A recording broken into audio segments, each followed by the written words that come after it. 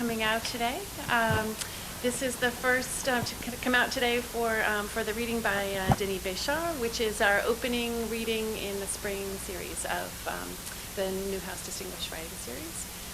This is a series that allows us to bring writers from all over the world right here into our cozy little living room at the Newhouse for an opportunity to hear great writing and to hear writers talk about what it means to read and write. So it's a great series, and I want to thank you for coming. Today's host is Rashad Adnani, who is a faculty member here in the Middle Eastern Studies program. Rashid grew up on the Atlas Mountains of Morocco and has spent his life at the crossroads of many different languages. First Tamazight, Berber, his parents' language, and then Moroccan Arabic, the street language and that of his friends. Next, formal schooling added classical Arabic and French to the mix, and now, of course, English. As a result, Rashid's interests focus on language and its role in nation building and formulations of identity, especially in North Africa. At Wellesley, he teaches courses in Arabic language, as well as some on North African and Middle Eastern literature, including a seminar on dissent and resistance in North Africa and the Middle East. And I'm very grateful to Rashid for serving as our host and moderator for this afternoon's reading. Before I turn things over to Rashid, let me remind you to turn off your phones if you haven't done so. The format will be after a brief reading, Rashid and Deni will have a conversation here that we get to eavesdrop on. And then Rashid will open it up to you all for questions. We have books for sale and to be signed after the reading. So thank you for coming, and Rashid. Thank you.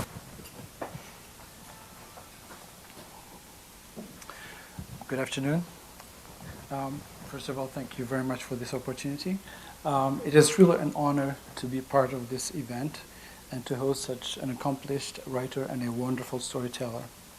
I would like to start by thanking the Susan and Donald Newhouse Center for the Humanities at Wellesley College for making this event possible and for bringing us all together to talk about books, writing, and of course, reading and of course, writing. I would like to start with introducing the author that we have here, the wonderful author we have with us here today. And then I would like to talk a little bit, just for 1 minute really, about some of the things that connected with me when I was reading his books. Deni Bechard was born in British Columbia to Quebecois and American parents and grew up crisscrossing Canada and the United States. He has also traveled in over 50 countries. His recently published memoir, Cures for Hunger, received wide critical acclaim and was an indie Next Pick and Amazon Canada editor's pick, and as one of the best memoir and biographies of 2012. Sorry, I'm a little bit nervous. His first novel, Vandal Love, which actually turned me on onto his writing, won the 2007 Commonwealth Writers' Prize, both for the best first book in Canada and for the best overall first book in the British Commonwealth. He was also nominated for le Prix du Grand Public Salon du Livre Montréal, La Presse, in 2008, as well as the French version of Canada Reads Le Combat des Livres in 2009. And in 2012, his book was featured on Oprah's Book Club for the summer list. He has been a fellow at MacDowell Gentle, Lydic House, the Anderson Center, Vermont Studio Center, and Edward Albee Foundation. Deni has traveled extensively all over the world and has done freelance reporting from northern Iraq as well as from Afghanistan. He has written for a number of magazines and newspapers, among them the LA Times, Outside, Salon, VQR, the National Post, Maisonneuve, Le Devoir, the Harvard Review, and the Harvard Divinity Bulletin. And I'm sure there's tons of other achievements that I didn't list here. I have to start by confessing that when I picked up my copy of Empty Hands, Open Arms, I was not really sure what to expect. I was on many levels prepared to be taken out of my comfort zone, or usually fiction. I was a bit nervous, to say the least. A few pages of the text changed that. Well, I did catch myself at times trying to spot traces of the writers that I know in other books, especially Vandal Love, I quickly let myself go and joined in the intense and revealing journey that this book offers. As a reader who is a native of North Africa and who is deeply interested in issues of conservation and cultural survival, going south on a journey to the center of Africa beyond the Atlas Mountains and the Great Sahara Desert and into the rainforest is not as common a direction as one might think. Growing up in post-colonial, in post-independence Morocco, our eyes were usually trained to look only north or east, the Middle East or Europe. They were the places where the past and the future are to be looked for. This book flips this paradigm on its head and brilliantly interweaves the histories, geological and human, of this continent with its diverse biological biospheres. It does not only see Africa as a place where our common history as a species took root, but also looks at how our future could be shaped by it. And this is the introduction that I have, very short and brief. Please join me in welcoming Deni Bechard to Wellesley College and to the Distinguished Writers Series.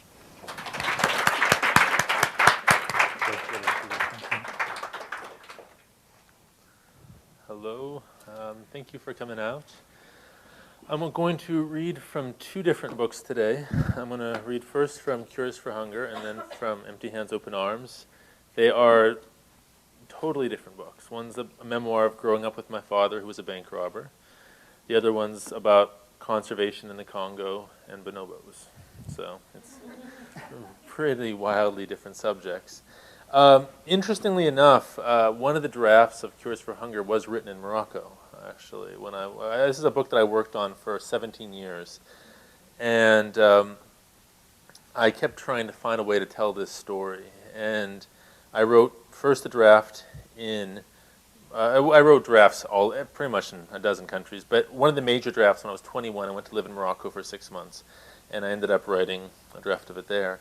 And then one of the final drafts I ended up writing in Afghanistan, of all places. So it has a bit of a strange history. And I finally figured out how to tell the story properly when I was working in Afghanistan. So I'm going to read from a short section about growing up with my father, what it was like to live with my father. And just to give you some background, this was somebody the game he would play with myself and my brother was he would park us on a train track, and he'd turn the truck off, and we'd watch the train get closer and closer, and he'd pretend the truck wouldn't start. And he'd say to us, "It's not starting, I don't know what's wrong with it." We'd yell at him to give it gas and whatnot. And he'd finally get it going, and he'd pull off just before the train hit us. His truck was really old, and it often stalled. So I always wondered, how does he know it's going to start this time? But I loved that game. That was my favorite game. And then my father started turning into, my parents weren't getting along. I couldn't really figure out why my mother wasn't happy with him. But, you know, you can imagine. The train game didn't make her very happy either. And as their relationship began falling apart, my father and I started having a conflict. And he couldn't stand how much I read. It drove him crazy. This is a guy who'd never read a book in his life. He had a 5th grade education. He'd spent years in jail for bank robbery. He just didn't understand why his son would want to read all day. And so I'm going to read to you a scene from right before my parents separate, when I'm around 8 years old. And he's taken me to work with him. He's selling Christmas trees. He's not in serious crime anymore. He's selling Christmas trees at a lot in downtown Vancouver. And he's forgotten to feed me for a solid 12 hours, and I'm hungry. And he has the woman who was working for him order a pizza. And he's living in a little trailer, and he takes me inside the trailer and says he's going to set up the trailer. And one thing you need to know in this scene is, the two things you need to know. One is that I've been trying to get him to take me fishing, because I'm angry at him. He wasn't taking me fishing. He's no fun anymore. We don't park on train tracks anymore. He doesn't take me fishing. So I'm trying to blackmail him to take me fishing, because it's my birthday coming up. And we have a serious conflict around books. And he's trying to make me more manly and get me to like books. I mean, like things he likes, and I want to read books all day. Okay, so he's forgotten about me, and he says to me, come on, we're outside in the Christmas tree lot. He says, "Come on," he said, "I'll order you a pizza." I followed him back between the trees, And in the space before the trailer, with the colored lights and chrome coffee maker, the music and the blue tarpaulin tied up above the door, he shouted to Helen and told her to order me a pizza. "What kind does he want?" she called through the slit in the sliding window. "Whatever, he'll eat anything." He looked down and tried to smile, lines around his eyes. He hesitated and said, "Why don't we get your room set up?" We went inside, down the narrow hall of fake wood paneling to a flimsy door. A mattress lay on the floor, an upside-down plastic milk crate next to it, a lamp on top. He flicked the space heater on and its front began to glow red. The air smelled of burned dust. "Is this okay?" "Yeah," I said. "You can read in here. Helen will bring your pizza, then you can sleep." "Okay," I told him, concentrating on keeping my voice steady and unbothered. He stared down, not looking into my eyes, just seeing, as if I were something he'd found on the roadside and he didn't know what to do. Then he forced a big smile.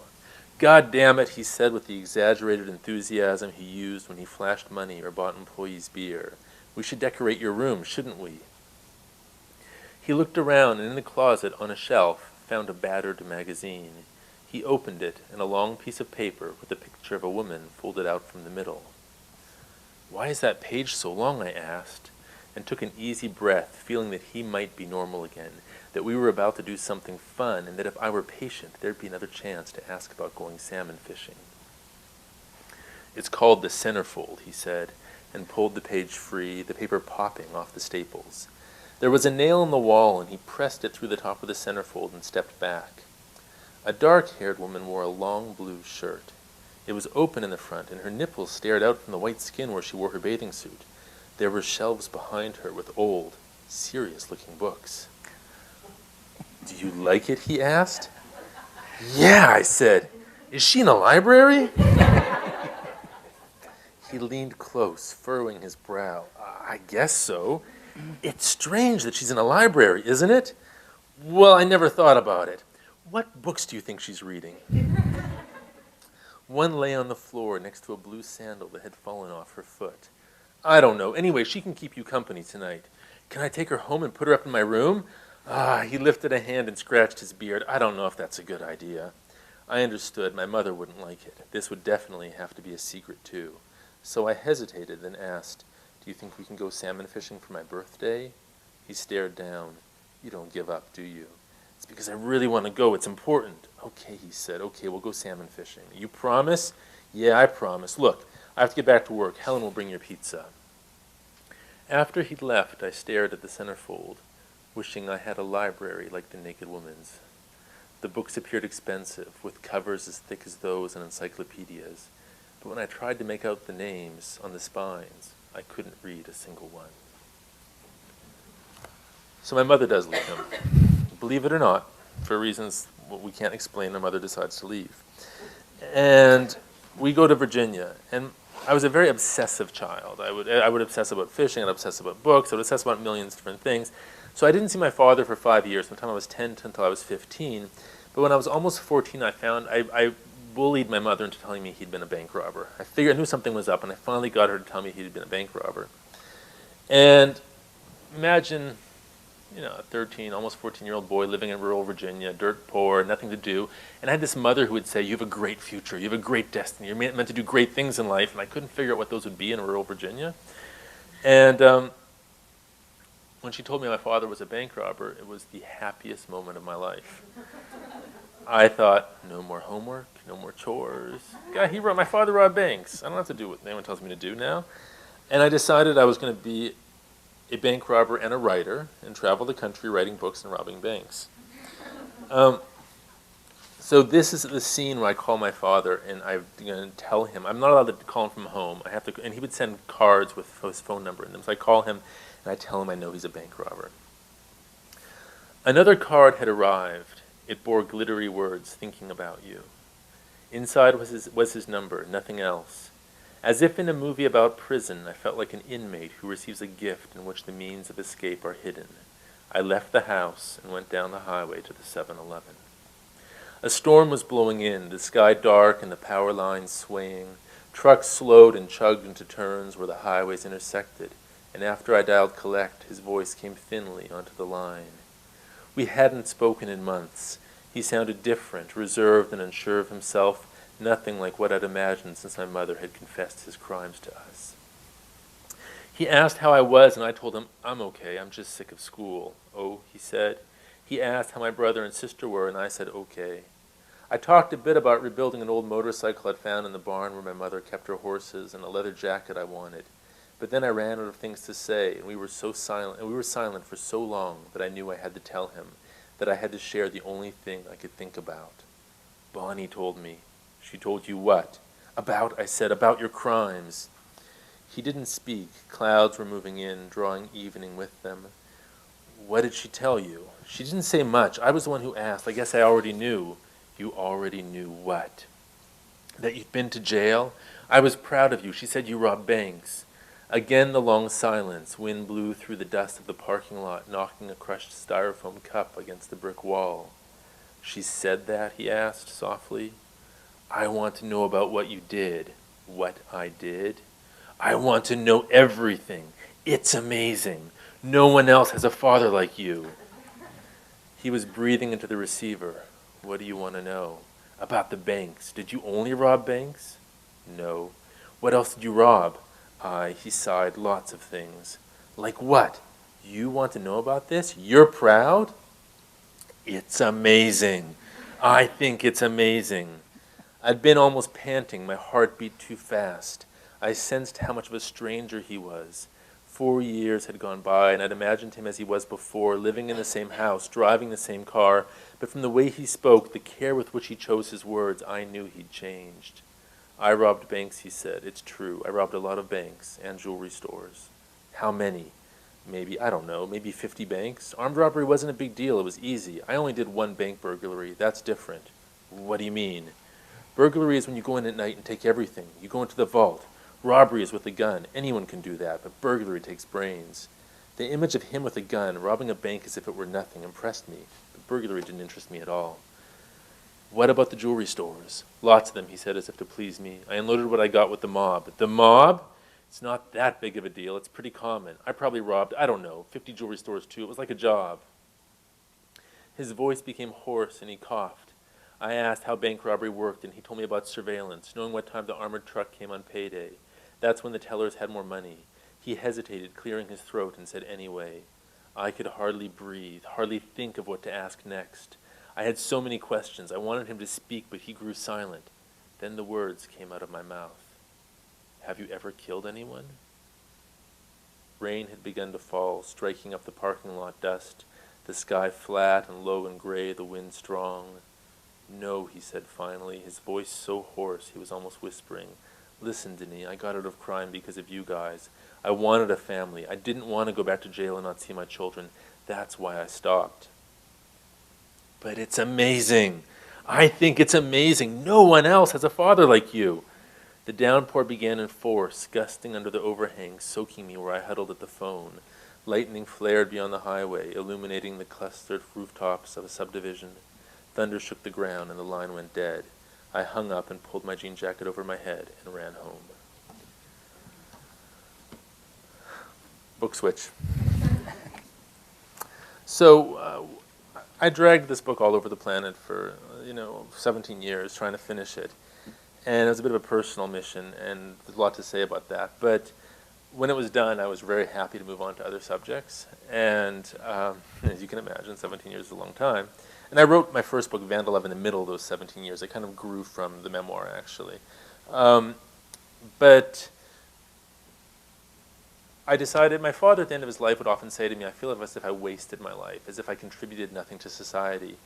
And during the years I've been writing it, I've been reading a lot of books on the environment and on conservation.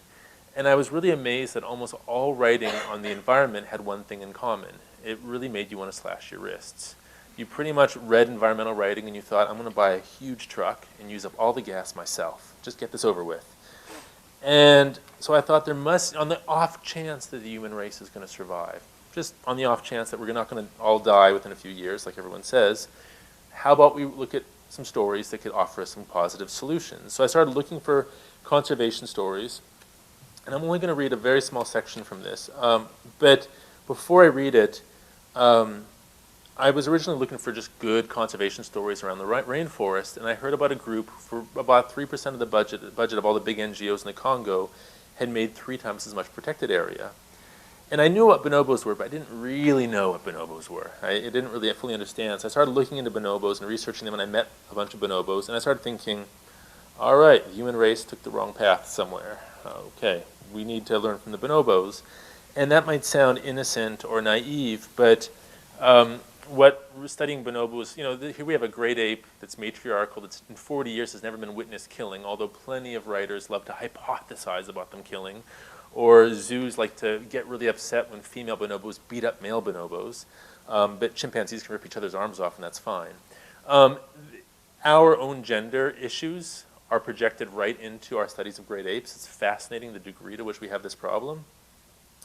And I've been in looking at bonobos and the way they evolved, what surprised me was how quickly evolution happens, how quickly a shift in culture, and bonobos have culture, allows the biological organism to become different. And that was what most amazed me, and we can talk about that more later. I'm going to read a section on human culture and bonobo culture. Did all of you know what bonobos were before you came here today? No? Yes? Honest? Be honest. If you knew, raise your hand. All right. Okay. So let me just say this. There are 4 great apes. There are orangutans, gorillas, bonobos, and chimpanzees. Orangutans broke off from the lineage that leads to us, if we want to make it human-centric. Broke off from that lineage first. The gorillas broke off second. And then chimpanzees, the common ancestor of chimpanzees and bonobos broke off a few million years before we came along, 8 million years approximately. And they share 98.7% of our DNA. Both do. Chimpanzees, all males dominate all females, and they wage war. If one male is taken from one group and put into another group, he'll be torn limb from limb. They're highly intelligent. They share a lot of our emotions. However, bonobos are matriarchal. All females, if any male attacks any female, all females gang up on him and drive him off and beat him up. But they've never been witnessed murdering, they don't commit infanticide. So they're a fascinating creature. They've proven to have, it's debated, but they've been proven to have, in my opinion, linguistic ability. And they share a great deal of our DNA. So the question is, how can 2 creatures that share the same amount of our DNA, who are so close together, like chimpanzees and bonobos, be so totally different? And what can we learn from bonobos? So I'm going to read you just a short section, and then we'll go to the discussion. That female and male bonobos have varying ranks, and that both can initiate sexual interaction, resembles our conception of an enlightened society more closely than does the near dominance of every male over every female among chimpanzees. Male chimpanzees battle for the alpha position, and male bonobos do not, nor do they gang up on females. Wrangham and Peterson describe bonobos as chimpanzees with a 3-fold path to peace. They have reduced the level of violence in relations between the sexes, in relations among males, and in relations between communities. As a note, when communities meet, they have orgies instead of killing each other. They find solutions for everything.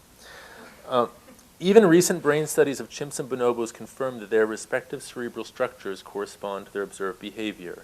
Bonobos have higher levels of anxiety, are more risk-averse, and have increased restraint. And yet, can the motivation for their behavior be reduced to instinct and biology? Or is it possible that cultures and social relations vary among bonobo groups in ways more closely resembling humans?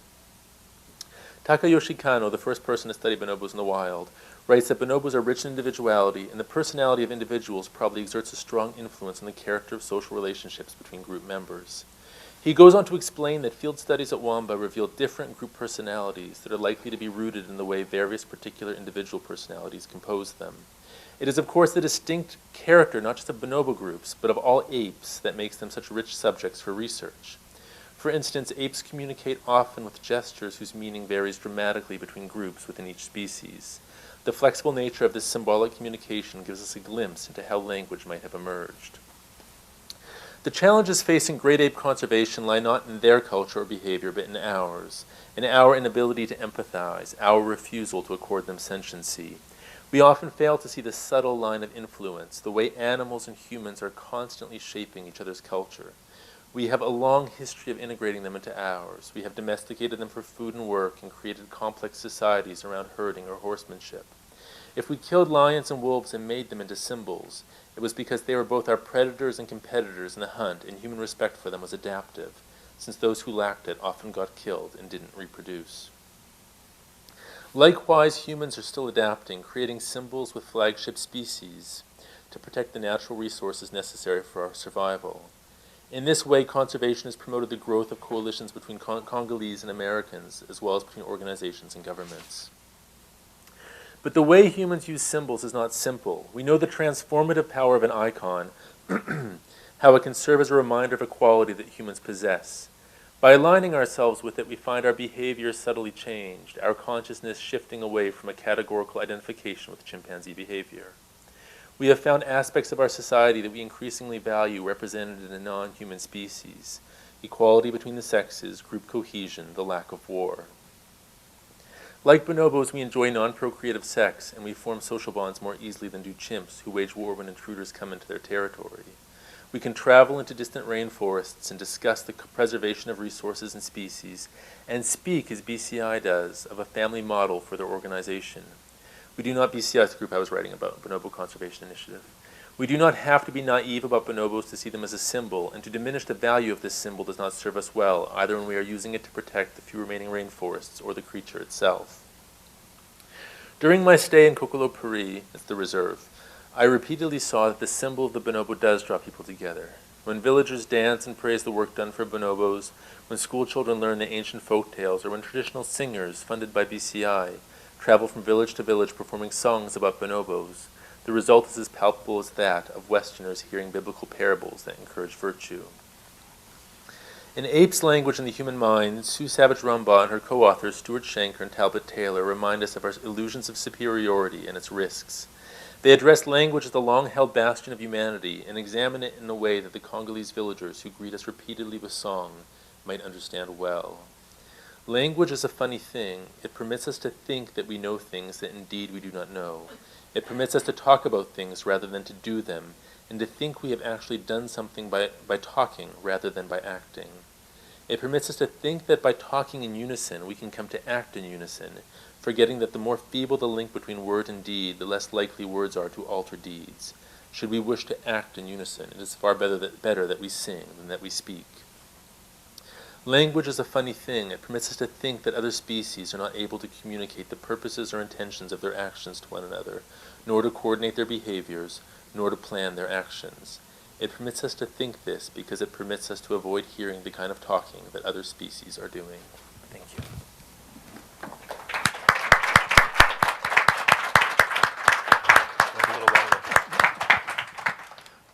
Thank you very much.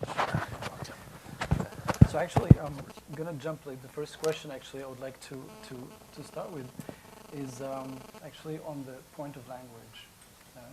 It's really hard not to see that language and issues of language have been sort of almost like an obsession in some of your writing, yes, especially in Vandal Love and in Cures for Hunger. And here by language especially, it's the issue of this sort of present absent language of the father, French language.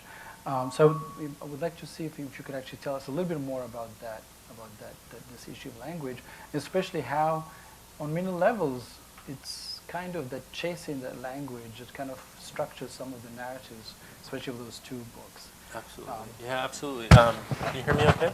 Yeah? Sounds all right.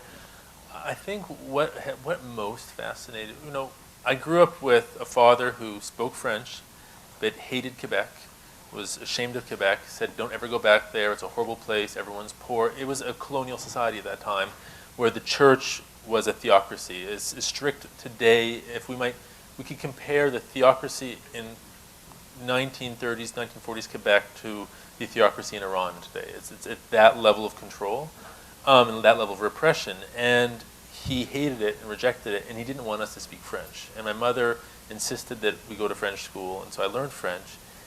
But what surprised me, what I learned was, you grew up with this French name in America, and it's first in English Canada, where you're identified by your name, more than in America. America is such a mix of names, there's more freedom, but in English Canada, I will always be a French Canadian, no matter what I do.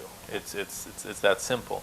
You have the name, but what I began to realize is sort of the dehumanizing power of language, that this boundary that if people can't master the language into which they're entering, they never become fully human in the eyes of the people they're around, and they have to then use force or violence to almost create a self, to force people to recognize that self. They have to find other means to make that self recognized, whether it's through material possessions or clothes or something. And I was sort of fascinated by that process. My father wanting so badly to be an English speaker. He wanted so badly, and he sort of violently cut his way across America trying to become English through money, through cars, through hot girlfriends, all these things that, in his mind were going to make him English. That was how he saw it. If I have a beautiful woman and a lot of money, I'll be. But that's his image of wealth was tourists. And the tourists had one child. The tourist woman had one child, and they were well off, and they were English speaking. And in his, at that time, everyone had 19 children. So when I was writing, I was sort of amazed by the power of language. And when I wrote Vandal Love, the first character has no language almost. He's thrust into this world where he's just a body. And as an immigrant, he's valued only for his body. Yeah. And so the theme of my first novel is very much what it's like to sort of exist on the level of just the body, and how you become a monster when you have no access to tell your own story, and when you're excluded from the narrative of the dominant culture. And when I wrote Cures for Hunger, Empty Hands, Open Arms, when I went to the Congo, I would sit all day with Congolese conservationists and villagers and just say, tell me your story. And I would just record their stories, and day after day, sometimes 8 hours at a time, listening to people's stories. And so I tried to make a large section of the book their stories as closely as I could, to my ability. Yeah. And what surprised me is I would have readers come up to me and say, these African conservationists, this is fascinating. I didn't know Africans fall in love with nature the way we do. Things on that level where, and what a lot of what the book is about is, in a sense, you can't do conservation or aid work or humanitarian work successfully when you're dehumanizing your subject. Right. And that is what we do all over the world. It's a human rights issue, actually, to even do conservation. So the book was trying to show these people's vision of it, and I was trying to get beyond that language barrier to tell. So language is a theme through all the books, absolutely. Absolutely. And I think you do a really fantastic job, actually. And I think if we can, we'll talk a little bit more about the interweaving of personal histories, but also the histories of the Congo and Zaire, along with biological history and geological history, which I found really absolutely fascinating in the book, to actually bring all those histories together to tell this, this really rounded up story of the conservation, what the work that they're doing, but also what is at stake. And on a daily basis, and through the voices of those people. And that's, I think, one of the really wonderful things about the book is actually the voices of, of Albert, etc. All those, people working there actually come through, along with your voices. And those are the moments actually where I kind of almost felt like characters from, a character from Vandal Love or from Cures for Hunger kind of wanders into this other book, and I kind of try is sort of looking through his eyes at what's going around. To go back to the issue of language, I think sort of reading a little bit about you and about your name. Also, I found it interesting that it was so important for your mother that the French stays there in your name, so the S was removed, right? Yeah, so that people are forced to pronounce it correctly. Yeah. So I found that quite interesting. I have a little section that I found in La Langue de Mon Père. Okay, yeah. It's a short story. Yeah. I think it's one of the earlier texts that you wrote. And I'm going to read just a segment here, a short segment in French. Parfois, quand j'écris et qu'une phrase me vient, inspirée des rythmes dont les origines me sont perdues, il me semble que c'est la langue française qui a toujours été héroïque, qui a su préserver le passé que mon père a voulu effacer, et qui a survécu en dépit de lui, à travers lui. Many people speak French. Okay, I'll try to translate it into English. Please correct me if I mess it up, which I probably will. Sometimes when I write and when a phrase or a sentence comes to me and it's inspired by rhythms, the origins of which are lost to me, it seems to me that it is the French language that has always been heroic and that has always preserved the past that my father had wanted to erase. And this past that had survived despite the father and through him. Yeah. Okay. Yeah, that sounds right. Yeah. That's actually the only piece I've written directly in French that I published. So that story was written directly in French. So French is clearly more than that sort of a trigger, so to speak, for narratives. I mean, it is really almost this substructure that goes under a lot of the writing, almost this unspoken, erased kind of past. And I find this extremely interesting because one of the things that I found I got quite a bit of help sort of formalizing and talking about through graduate school in the US was actually how to look at the complexity of the linguistic situation in Morocco and actually be able to talk about it. How to pick up a novel that is written in French by a Moroccan writer whose first language is Tamazight, that at the time was completely outside all institutions and pretty much prosecuted. But you read through the French text, and what you see is actually this language manifesting itself through the writing. And the writer that I'm thinking about specifically is Mohammed Khairuddin. Especially in Le Déterreur, for example, or Agadir, which he invented his concept of seismic writing, where he basically wanted to make the French feel alienated when they read this text, because the structure is completely sort of permeated by the narrative that has its origins in oral stories in Morocco. So maybe to jump from that a little bit to Open Arms.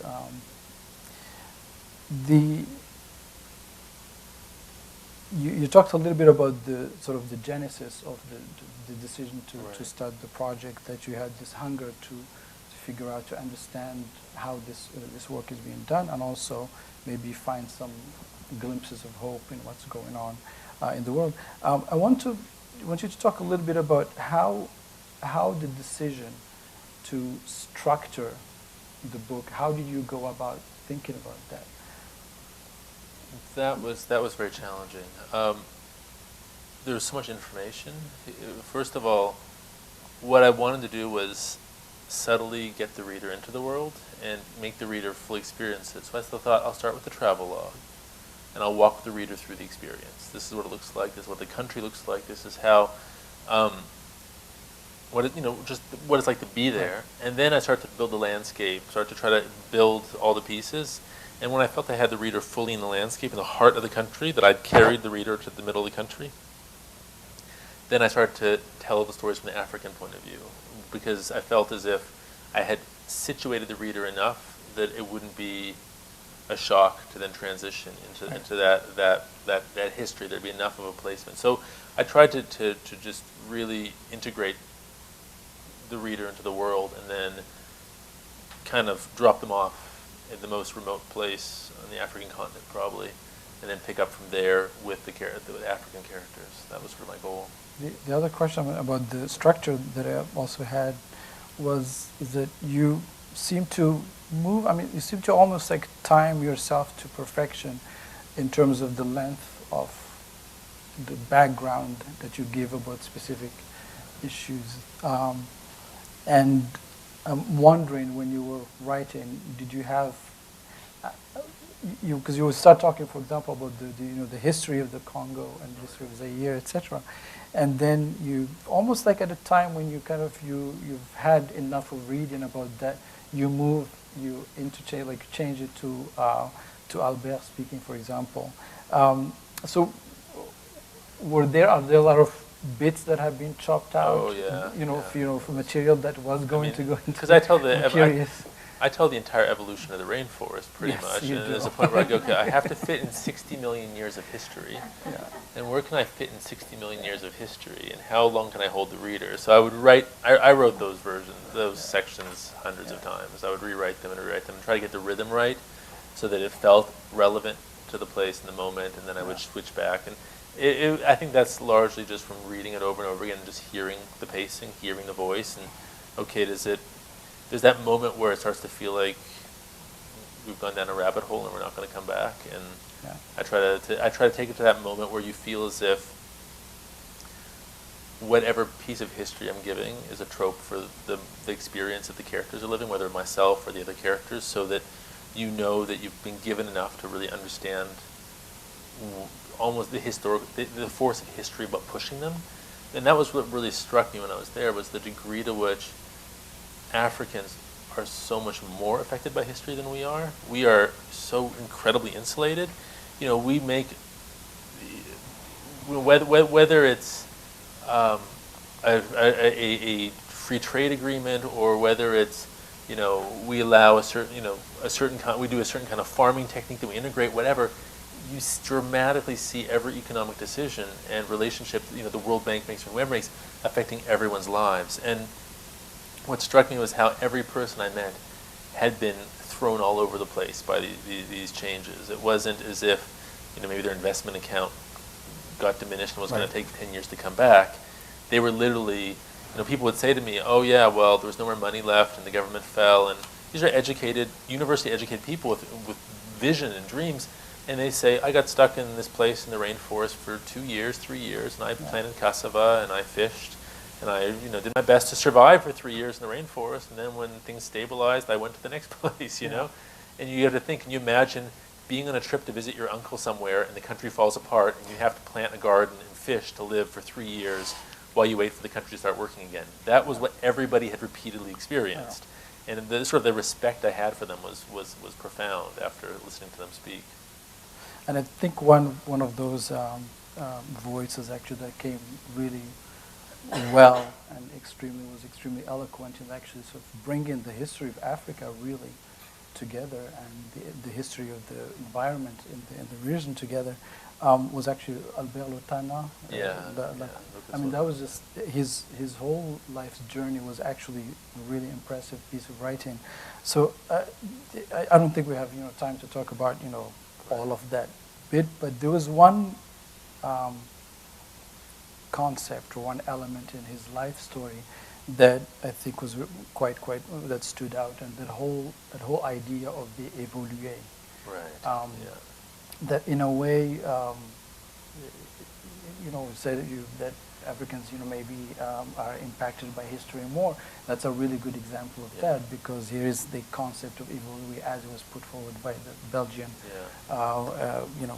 occupants at the time, and that label basically shaped his life. So and just to the life of his family. explain to people, the Belgians, when they came in to the Congo, they created a class of people called les évolués, the evolved people. And les évolués were Africans who lived like white people, married one person, went to church, used a fork and knife, did everything like white people. And when you got recognized for being sufficiently evolved, white people would start inviting you to white places. And they were an intermediary class. But when independence hit, everybody wanted to kill les évolués. So they went from being the people who were struggling to kind of be intermediaries, to lead the other Congolese and get good agreements with the Belgians, to being the targets of a popular uprising. So did you notice? I mean, when we traveled other countries, did you notice other examples? I mean, like that one.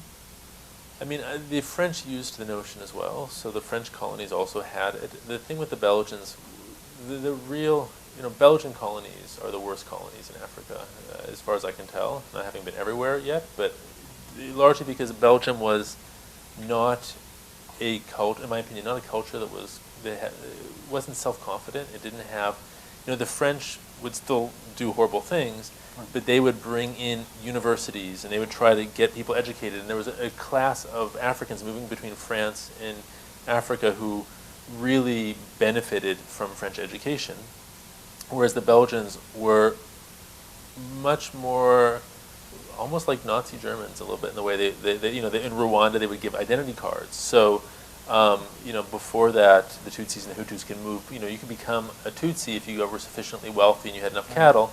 The Belgians gave everyone identity cards. This is your race. This is what you are, and they cut all mobility, and they froze the dynamism that had been there for hundreds of years. So, and they didn't bring in anything. They destroyed culture without bringing in anything to nourish it through its change. So I think that the Belgian colonies were particularly bad. Especially under King Leopold. Yeah, under King Leopold. I mean, for those of you who don't have context, the Congo, King Leopold's people, he basically promoted himself saying that he was educating the Africans, and his people were enslaving entire populations, using them to harvest ivory and rubber. And if you didn't harvest enough, they would cut off your right hand. And the soldiers who worked in the Belgian Congo, every time they shot someone, they had to cut off the right hand to explain why they used a bullet. But they would then go hunting for fun, or they'd miss somebody, have to shoot twice, so they'd go into villages and they'd harvest all the right hands and bring them back to say, well, we used 52 bullets here, 52 right hands. The Congo lost an estimated 10 million people during 20 years of Belgian rule. So it was an absolute massacre that traumatized the culture, and then you had the Belgian government take over. It was basically a fiefdom, and the Belgian government took over afterwards. It improved significantly, but it was still very colonial in a lot of its practices. And then when Mobutu took power, during the Cold War, the United States supported a dictator who basically enriched himself, and we supported him for 30 years to keep the Soviets out, and the entire country disintegrated. The infrastructure fell apart to such a degree that to get anywhere in the country was virtually impossible. You were trapped wherever you were. And I appreciated the literary references that you had there. For example, what Mark Twain wrote about King Leopold and his soliloquy about Leopold.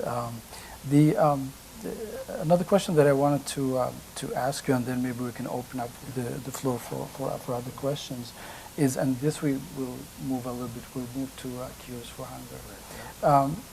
There were two moments that I'm very curious to kind of hear you talk a little bit about. One of them, and for me, they mark huge transitions in the narrative. One is the scene with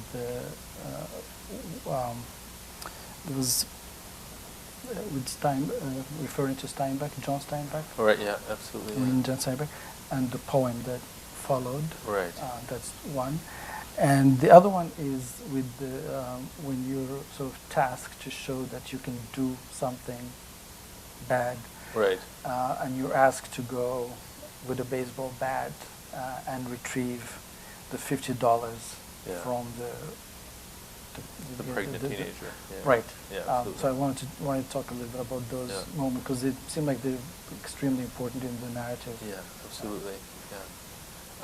So, just generally speaking, in Cures for Hunger, when I discovered John Steinbeck, when I began reading his work, it sort of was a permission. So, I think what fascinated me when I was young was I grew up with a father who told stories about crossing the continent repeatedly, traveling all over the place, and there was still that conquest of, even in Quebec today, there's still stories that it's more remnant in Quebec than it is in the United States, of leaving home and crossing the continent and finding your place. And you can kind of hear that old North American voice of go out there and take a risk and discover something. And so I was raised hearing those stories. When I read John Steinbeck, I immediately recognized, here's what I can do for a living. I can be a drifter. This works fine for me. I'll be a drifter. I didn't know that was a career option. And so John Steinbeck kind of gave me permission. And I was 13 and reading all of Steinbeck, completely obsessed and wanting to do nothing but cross the country and almost die as often as possible. So is that Is that one of those moments that you mean when you say that writing saved your life? Yeah, I would say, I say that because, my one thing I should say is my memoir is very much about how I grew up wanting to be a writer. My father would tell me these insane stories, and I loved them, and then I would read novels and find a continuation of those stories. But when my father would say to me, this is what you should do in life, I would have read 100 or 200 or 300 novels, and I would think, nope, those novels told me 100 other possibilities. I could do all these other things, and so I was much more educated than he was about the world through novels. And they gave me the tools to sort of choose a different future. So I wrote the book very much like a novel, because I imagined myself in a novel. I pictured myself as the character in a novel, sort of on this quest, on this journey to find freedom ultimately. And the irony is my father was one who kind of wanted to cut off that freedom at a certain point, and yet he'd given me this passion for it and made me want to. But anyway, so I describe the book as being, I say that books saved me because they very much gave me the tools to sort of see beyond, the next hill. I could kind of go, okay, this is what the world around me is telling me is possible. My father wants me to, be a small-time crook and collect money with a baseball bat, and so he gives me a baseball bat and sends me to get some money, and the girl who answers the door is probably 18 and she's pregnant, and I don't get the money, by the way. I'm not a horrible person. I didn't get the money, but there was those moments where I could sort of reject him, and books gave me the tool to I was able to elevate one thing and give it enough importance in life. When I got to university, I must have seemed like someone from another century. All I wanted to do was read. I would spend all day in the library. Literally, sleep in the library, just read for days on end. And I'd made books such a symbol of survival and what I wanted and success and change and being someone different that I translated my entire world through them. And it took me many years to become relatively normal. And I have to say that that's one of the things that, to me, on a very extremely personal level, appealed to me about the book, because and the Steinbeck reference was very uncanny because, for me, actually, when I was growing up, we talked about the French colonialism. One of the few good things that I think the French did, in Morocco, so to speak, was actually they left a wonderful library in this town that would not otherwise have a library, and we had the whole collection of Steinbeck's book, beautifully bound in red leather, in Moroccan leather, and they were all translated from English into French. Right. So I devoured those, in high school. And that was basically the outlet that there was at the time. There was nothing else to do. So when you talk about how reading and books in a way give you saved your life, so to speak, that was just a great way to actually connect to the book. I think that information has changed so much, and the way knowledge is shared has changed so much that there's not that much of a memory of the power of books to absolutely transform a life. If you're living in the middle of nowhere and your father's, a criminal or whatever, and you do latch on to books, you can actually gain all the knowledge you need to get out of that situation and change. And I think that it's such a metaphor in colonial literature. When you read or post-colonial literature, when you read about that period of these young men in small towns, whether it's any continent pretty much, discovering a book and suddenly being in Paris while they're sitting in the middle of Africa or South America or somewhere, and then going, wait a minute, what else is possible? And that's what the Belgians did not give the Congolese. I think we should open the floor for other questions. Yeah. Yes. Go ahead. Question about another book that I was interview you had with our next review. And it's just most influential book. And I was really struck by that one of the first ones you mentioned was Asphalt. Yeah. And I was really fascinated by that's really about a young guy making good, but it all does not work out. So I was really interested in because I thought all the Faulkner that you could have thought about. Why was Absalom? Absalom was basically my Bible. It's real. I understand. For I mean, many years. For a number of reasons. I think for the way voices were layered, for the layering of voices, for the way... It's one of those books that when I feel like I need to get my head in a more inventive place, if I go back and read just the constant inventiveness, but I also think that the main character, just Thomas Sutpen, and the way his past is conjecture. The characters are always trying to sort of tie down his past, and he's somebody who wants to reinvent himself to the models of a society that is already dying.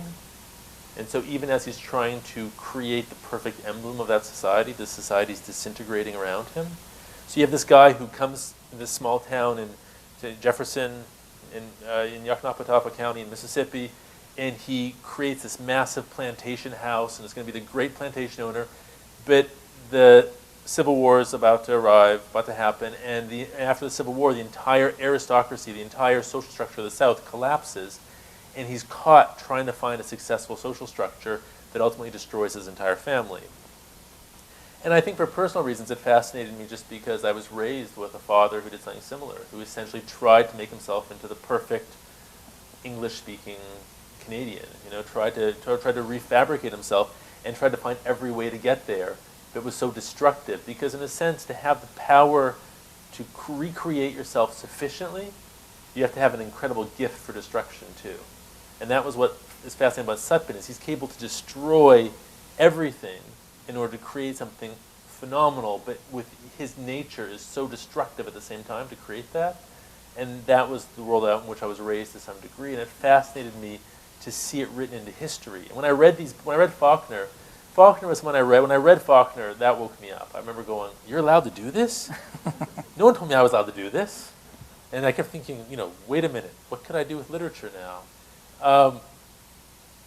And he tied all the characters back into history. So even when I wrote Cures for Hunger, I wrote it very much from a child's point of view, knowing his father, but it's very much inspired by Faulkner in the sense that I try to unravel him as the story goes. I try to tie him back into history. My father hadn't seen his family in 30 years when he died. So I knew nothing about him. I didn't know his real name until right before he died. And in trying to tie him back into history, when you put him back into French-Canadian history, he makes sense. He starts making a lot of sense. Otherwise, he's just this crazy outlaw, And I wanted to try to put him back into history. And Faulkner was able to subtly and so poetically write his characters into this massive continental global history. It spanned the Caribbean and went back to Europe. I mean, all the stories, just you could feel the ties going outward. And I thought, this is what I want. I want to put everybody back into history and make sense of us. So that's a long answer to it. Yes? So I have two questions about the new book, which to my knowledge are not related questions, but maybe they will turn out to be. Okay.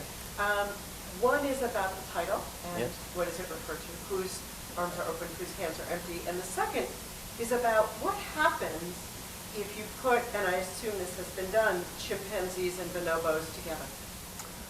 All right. I'm going to answer the second one first because it's an easy one. Okay. It depends if it's a male or female. If you put female chimpanzee and female bonobo together, they get along great. Female chimpanzee and a male bonobo together, they get along pretty well. They usually just end up breeding, Okay. it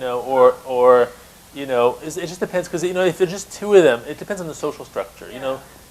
Their behavior has a lot to do with. There's so many variations and so many different things could happen. I think the best answer to that would be. It depends on the bonobo and depends on the chimpanzee. Okay. They're very much like we are. Yeah. If you put two humans in a room together, it depends on the humans. So it depends a lot on the two of them. But if they're of opposite sex and they find each other appealing enough, pretty obvious where that's going to go. But the title is inspired by a poem from W.S. Merwin, which is. There's a line in it where he says, "I take with me the emptiness of my hands. What you do not have, you find everywhere." And the reason I chose that title was because I was seeing conservation work with almost no resources. I was seeing people able to, they in a sense, they were open to each other. By being open to each other, by learning from each other, by working together, they were able to accomplish a great deal, even though they had very little by way of material resources. And so that was sort of just a play on that. No problem. Any other questions? There's one over there, actually. Yes. I have a question about your memoir and why it took you 17 years to finish it. I guess, because I have some projects that sitting around for several decades. But I was going to ask you, is it a writer's block issue? Is something blocked you from completing it? Or something disrupted your time so you couldn't get around to it? Or did you have to get to a certain place in your life, the age you are now, with that maturity of reflection to be able to wrap your head around it? Well, I don't suffer from writer's block generally. I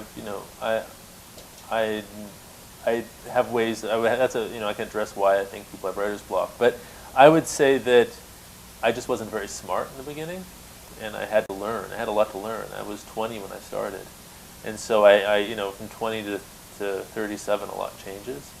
So I had to learn a lot. But I think what also happened was that I started writing the book right after my father died. And the lens, the lens for the book was his death. And that's a really, it's not an accurate lens, right? You begin to try to tell a story from the point of view of someone's dying, and it distorts the story dramatically. And so I think actually I rewrote the final draft. Like one of the major drafts was in Afghanistan. I was actually working on a project in Kabul, standing on a rooftop, I had a grant to write about some stuff in Kabul, and I was thinking, wow, this is a really depressing place. I mean, it's rough, it's the dead of winter, the war is not going well, we've poured billions of dollars into the economy, and the streets downtown are unpaved, they're massive mud puddles, everything's falling apart. And I was thinking, how do you write about this? How do you write about this level of, you can just see the failures of history and human greed and everything looming over this culture. And then I was sitting there looking at this from this rooftop at people, and I thought, you know what? They're opening stores, they're getting married, they're buying their first car, they're having a great time. There's human resilience and hope everywhere you look, shadowed by all the potentially bad things that can happen. And I suddenly thought back to, and I was writing I had someone had asked me to write a piece in French, La Langue de mon Père, and the piece he read from, I was writing at that time, and so it was in my mind, and I suddenly thought, I misremembered everything. I thought, you know what? I loved my childhood. That was fun. I loved being parked on the train tracks. I really enjoyed all this stuff, and I began to think back to it, and I realized that just looking at that spirit of resilience and hope that I saw in everybody throughout Kabul, I thought that's what we had, and I forgot about that because the death shadowed it. So I went back and tried to just write from that place of being a child and what it was like and how much I loved that world. So I think it took time for that. I also think it took time for me to realize what's not normal, if that makes sense. To tell a story, you have to kind of know what your culture sees as normal. So for me, it was very normal to be parked on train tracks, and someone once hired me to babysit some kids when I was a teenager, and I put them on the hood of my car and drove them around the field. I thought, this is what you do. This is how I was raised. I was raised in a very insane environment. So I had to have enough distance from that to see that it wasn't actually normal, to know how to present that to people. And certain books only really work in certain cultures. I was in the Congo, and I was getting emails. We went to an email outpost in all the rainforest, and I could get some emails, and my publisher wanted me to check some revisions. And the Congolese I was working with said, "What's your book about?" And I said, "Oh, my father, who's a criminal." And they went, "So? was he a politician? Was he a president?" So it's people who lived 30 years under a president who said it's okay to steal a little, just don't take too much, but steal to survive. So for them, they're just, what's the big deal? So I had to have enough distance to know how to tell the story to my culture. That's probably one way to say it, or to North American culture. Does that answer the question more or less? But I also had to learn how to write properly, well enough. It takes a while to get. Writing's an art form that takes a lot of time to get good at. Can I follow up on that? Because you talked just now about books and about how books gave you a way to be in the world and to figure out who you were. But in the memoir, you also talk a lot, particularly towards the end, about provoking your father to tell stories. Yeah. And the way in which your that of yours is almost as if it's almost like a reverse Scheherazade. Yeah, Right? yeah, So that yeah. if you can keep them telling stories, you'll keep them alive. Yes. And that also, there's a way in which that's also, not only are you learning about him, but you are also kind of keeping him alive literally at the end of his life, and constituting a kind of relationship. So I was interested, I thought what was interesting was that kind of juxtaposition or that fluidity between books and that kind of a narrative, more formal kind of narrative, and stories, and a kind of older oral kind of communication with the associated. I mean, the French Canadians have a very strong oral tradition, and they have a lot of wordplay. So a storyteller in Quebec will be called an agrémenteur. Like agré to add, aggregate to, and menteur, liar. So you add and you lie. That's what we'll call a storyteller. And so he was very much in that tradition. There was a lot of, he grew up in a world where, the Index Librorum Prohibitorum was enforced in Quebec until the 1960s. There was a list of prohibited books. You could not write a book against the church. It would not be sold. You would get shut down. And so storytelling was the mode of communication if you wanted, to resist. If you wanted to, I wrote an essay that's online called Disobedient Ancestors about how the Catholic Church essentially turned my father into a bank robber, because if you wanted to resist, there were all these modes of resistance. One of them was storytelling and crime, but the church came on the back of people who were essentially there to exploit the continent. Like it came in the back of the toughest, most ruthless French people there were, who were coming to North America, fighting with the Native Americans, breeding with the Native Americans, and then defying French law and going and living with the Native Americans and running fur when it was banned. So you had, the church basically was following these outposts and building, converting a criminal people to Catholicism. And storytelling kind of became the mode of, it became their literature, their communication, their resistance, all these things. And so he wasn't probably that aware of what that meant, but that was his way of communicating with me when I was a child. And when I saw him when I was 15, I wanted a bank robber father. I was determined I was going to get a bank robber father. And I found he wasn't a bank robber anymore. And I was really disappointed. And so he saw my disappointment, and I didn't respect him. And the only way we had to get close was stories. So he would tell me these stories about his past, and then I would see the father I wanted to see. And as long as he didn't try to keep me from what I wanted to do, I was okay with that. But as he got older, and I wanted to be a writer, I realized that the stories he'd been hiding all along were the ones that would explain him. And so I wanted the tools. I knew he was going to die. I wanted the tools to explain who he was, because I knew I couldn't write those great epic novels that I loved if he didn't give me his past. And so I wanted his past. And I also knew, and what was interesting was he was of a male culture that you did not show weakness. I remember one time my brother cut his finger and it got infected. And my father and I were like, what? He has an infection? You weren't supposed to get infected. It wasn't supposed to happen. You weren't supposed to show weakness. You weren't even supposed to worry about it. You were supposed to ignore it. Everything would be fine. And so we couldn't communicate anything deeply emotional to each other, so we had to use stories. So he would tell me stories, when he wanted me to respect him and be afraid of him, he would tell me a story about breaking someone's leg in prison.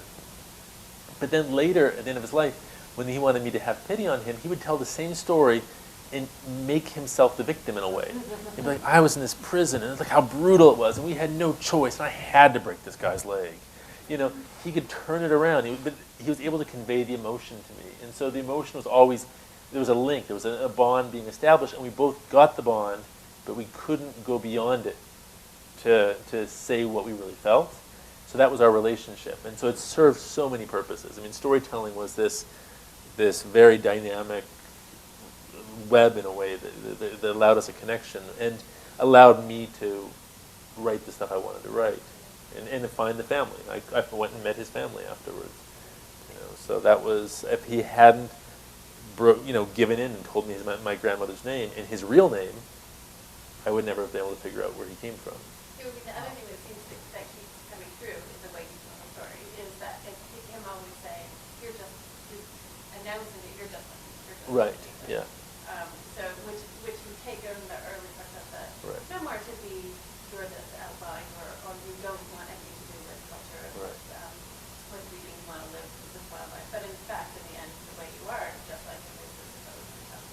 Right. Yes.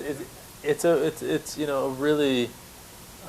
When I said there are two influences in the book. Well, one influence in the book. One was Faulkner, and the other one was very much Tolstoy. And what I admired about Tolstoy was his ability to transform characters very slowly over time.